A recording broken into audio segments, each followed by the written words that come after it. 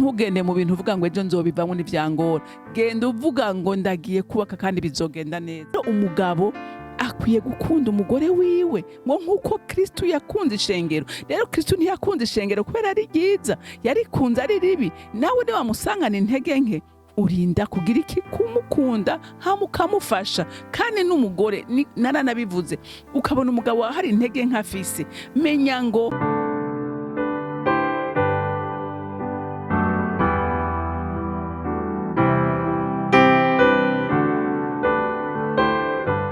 bakunzi ba Holy Canaan TV, ndanezerewe kandi gusubira guhura namwe ngo tuganire ijambo ry'Imana. Imbere yuko dutangura kuganira, reka tubande dushimira Imana. Mana data rugira byose uri mu ijuru, ndagushima kandi ndakuninahaza kuko uri Imana yacu, kandi waturemye ngo tugushime, waturemye ngo tuguhimbaze, waturemye ngo tugutazire.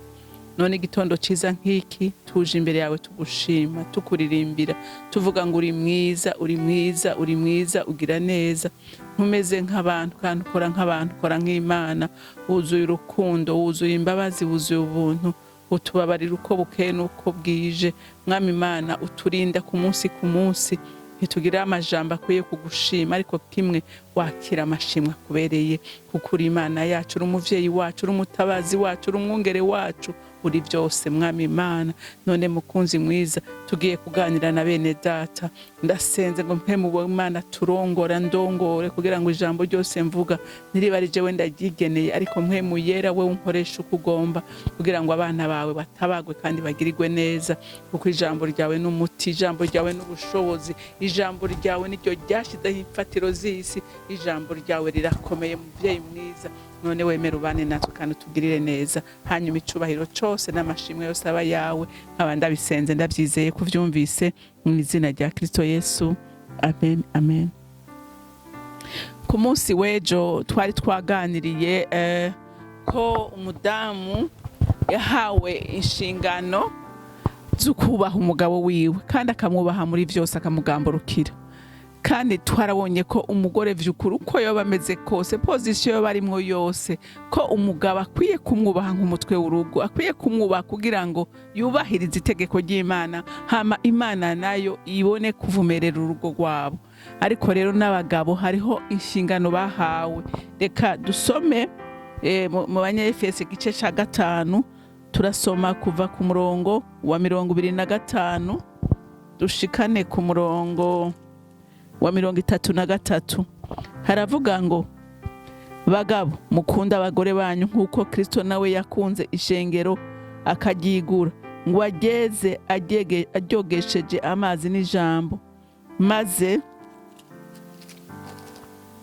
ngo arirengukane imbere yiwe ari ishengero rifise ubwiza, ridafise ibirabaga canke iminkanyari canke ikintu cose gisa gityo, ariko ngo ribe igera ridafise agasembwa.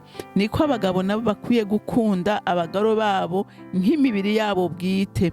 Ukunda umugore wiwe aba yikunda, kuko ata muntu yigeze kwanka umubiri wiwe, ariko arawugaburira akawubungabunga nk'uko Kristo nawe agirira ishengero, kuko turi ingingo z'umubiri wiwe. Nico gituma umuntu azosiga se na nyina akabana n'umugore wiwe ubutakivana, bompi bakaba umubiri umwe. Iryo banga rirahambaye, ariko ryerekeye kuri Kristo n'ishengero. Ariko namwe nyene umuntu wese akunde umugore wiwe nkuko yikunda, umugore nawe niyubahe umugabo wiwe. Amen. Tugitangura kuganira, ngira bakurikiranye ibiganiro byose twagiye tugira kuri iyi mbonesha kure, twarabonye ko umugabo vy'ukuri yahawe inshingano zikomeye cyane gusumba umugore.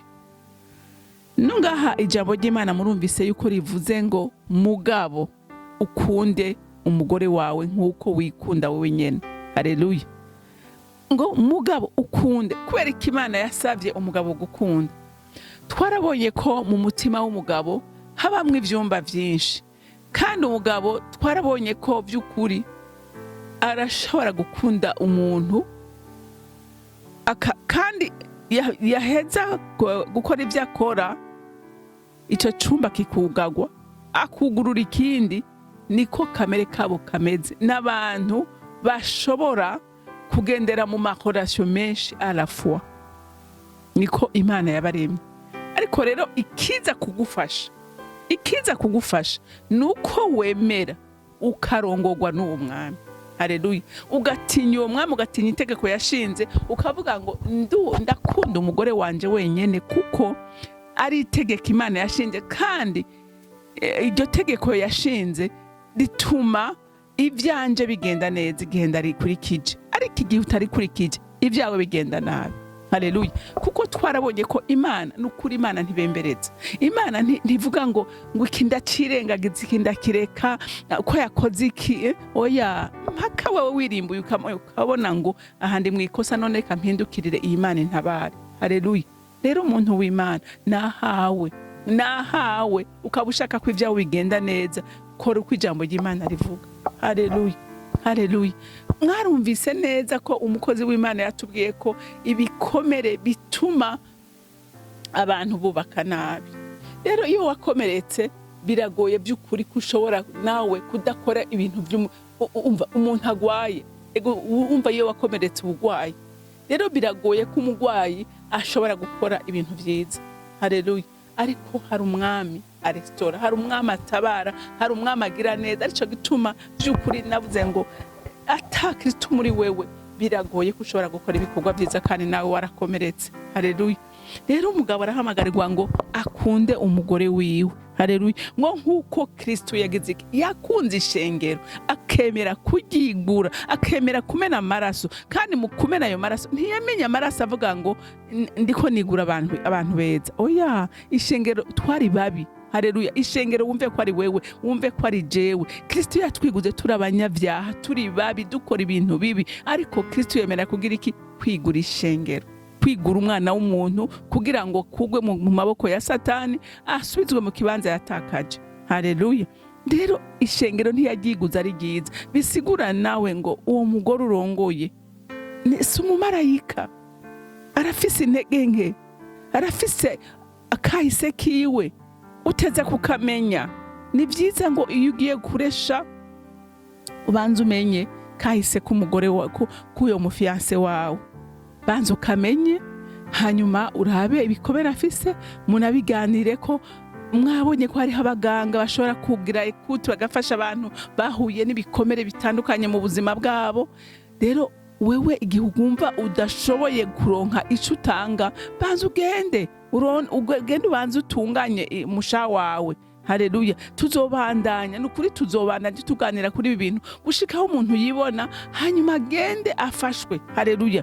Kuko ifo ko umuntu afashwa, uwumva afise ikintu cyose bavuze akabona ati iki kintu kirananira, genda ufashwe. Nico gituma Imana ituzanira abantu yahaye ingabire mwene izo zo gushobora gutahura ibintu mwene ivyo. Haleluya. Rero umugabo akwiye gukunda umugore wiwe ngo nkuko Kristo yakunze ishengero. Rero Kristo ntiyakunze ishengero kubera ari ryiza, yarikunze ari ribi. Nawe ni wamusangana intege nke, urinda kugira iki? Kumukunda, hamukamufasha. Kandi n'umugore naranabivuze, ukabona umugabo hari intege nk'afise, menya ngo hari ibyo yahuye nabyo mu nzira, hari ibyo yahuye nawe mu buzima bwiwe. Rero ibyo byose ni kubimenya. Ibyo nta kuzobimenya utari umuntu agomba nyene kubimenya, agomba ko urugo rwiwe rumera neza. Ntavyo uzomenya, ariko ni wabishaka. Haleluya. Mukunde kwiga, mukunde kumviriza ibiganiro bishobora kubafasha. Haleluya. Bibakura muri uyo mwiza kugira ngo umuco wa Kristo ubashe kubarasira. Haleluya. Haleluya. Iyo wumvise ahantu hari inyigisho zije muzumvirize, ntushobora gutaha uko. Haleluya. Rero umugabo akwiye gukunda iki? Gukunda umugore wiwe. Haleluya. Ngo nkuko Kristo yakunze ishengero akagigura. Umugabo ateza guproteja urugo rwiwe, ateza guproteja umugore wiwe. Nizo nshingano Imana yagize iki? Imana yamuhaye. Haleluya. Ngo kuko ngo kandi ngo ukunda ngo umugore wiwe aba yikunda. None ndakubaze, nukuri umuntu yanka umugore wiwe, jewe by'ukuri haraho mbona ko ataba yikunda. ibaza umuntu ari wagutekera, umuntu ari wagusasira, umuntu ari wakugirira ibintu vyose ashatse yo gukoresha icyo ashaka, hama ukamubabaza ukamugirira nabi, none wowe wumva uba wikunda? Ariko by'ukuri ni waba ushaka amahoro, mukunde, kuko umugore iyo wamukunze akugirira neza. Iyo wakunze umugore nukura akugirira neza. Haleluya. Niumva kandi iyo ukoreye nabi umuntu, iyo ukorera nabi umuntu, udakunda umuntu, biragoye kwa kubaha. Biragoye, atari umugore yashyize ku musaraba akizera uyo mwami, biragoye ko yo gukunda, biragoye ko yo kuba, biragoye ko yo kuba utamukunda, umubabaza uko bukeye nuko bwije. Ariko by'ukuri ni wawe wikunda, mukunda. Haleluya. Kuko umugore arakunda umukunda, arakunda umwitaho, arakunda umwiyumvira. Ni ukuri agukorera byinshi byinshi kandi bikunezereza. Rero nahawe umuntu w'Imana ukusura wibaze uti by'ukuri jewe ndikunda. Ni wawe wikunda ukanka umugore wawe, uzobubesha, uzoba wibesha. Kuko ijambo ry'Imana ryayivuze ngo ukunda umugore wiwe aba yikunda, ngo kuko ata muntu yigeze kwanka umubiri wiwe, ariko arawubungabunga akawugaburira kuko Kristo nawe agirira ishengero. Urumva, urawugaburira umubiri wawe, urawubungabunga. Rero n'umugore wawe ukwiye kumubungabunga, ukwiye kumuha ibyo akeneye kugira ngo abe hanezerewe, nawe ashobore kukunezereza. Igihe utamunezereza nawe biragoye ko akunezereza. Rero ukaba wikunda, ukaba ukunda umubiri wawe. Umugore kandi ijambo ry'Imana riravuga ngo umugabo n'umugore ngo iyo babanye ngo bahinduka umubiri umwe. Mwabaye umwe, rero umenye ko nta wundi n'uwo nyene Imana yaguhaye, umukunde. Haleluya. Ngaha haravuga ngo nico gituma umugore uzosiga se na nyina akabana n'umugore wiwe ubutakivana, bombi bakaba umubiri umwe. Umvise, iyo urongoye uteza kubana n'uwo mugore, n'ubwo muri kurakebaguzwa uraba hirya no hino, umenye ko uwo mugore ugiye gukebaguzwa, menya kuri kugendera kure y'amategeko y'Imana, kandi ukaba ushaka kugendana n'Imana. Twumvise ko utiza kugendera hehe? Mu mategeko yashinze. Niho uzogira urugo rwiza, niho uzogira amahoro mu vyawe. Haleluya.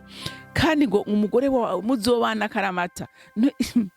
Hariho abantu wumva bavuga ngo guhindura kwahukana kugira ingenda kubwira n'iyindi suje ndende, ariko ijambo ry'Imana ryatubwiye ko umugabo n'umugore babana karamata. Haleluya. Babana karamata.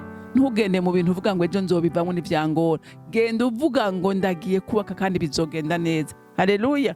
Haleluya. Ngo iryo banga rirahambaye, ngo ariko ngo ryerekeye kuri Kristo n'ishengero. Ngo ariko namwe nyene umuntu wese akunda umugore wiwe nkuko yikunda, umugore nawe yubaha. Murumva, ibi ni Kristo n'ishengero, ariko nawe nk'umugore n'umugabo uri kurabibarirwa. Ubaha umugabo wawe, nawe mugabo kunda umugore wawe. Niho Imana izogira iki? Izovumerera urugo rwanyu rukabamwo amahoro n'umutekano, hanyuma ibintu byose bikagenda neza.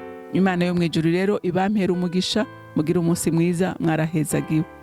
Mana Data rugira byose uri mwijuru, sindambirwa kugushima no kugushira hejuru, kuko uri Imana idukunda kandi dutegurira ibyiza uko bukeye nuko bwije.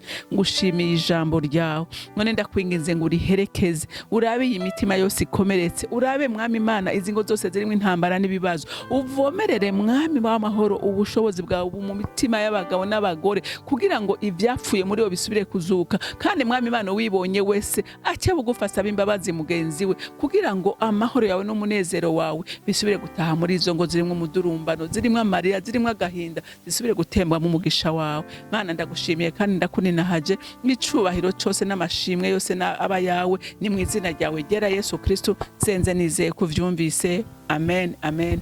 Mwarahezagiwe, mugira umunsi mwiza.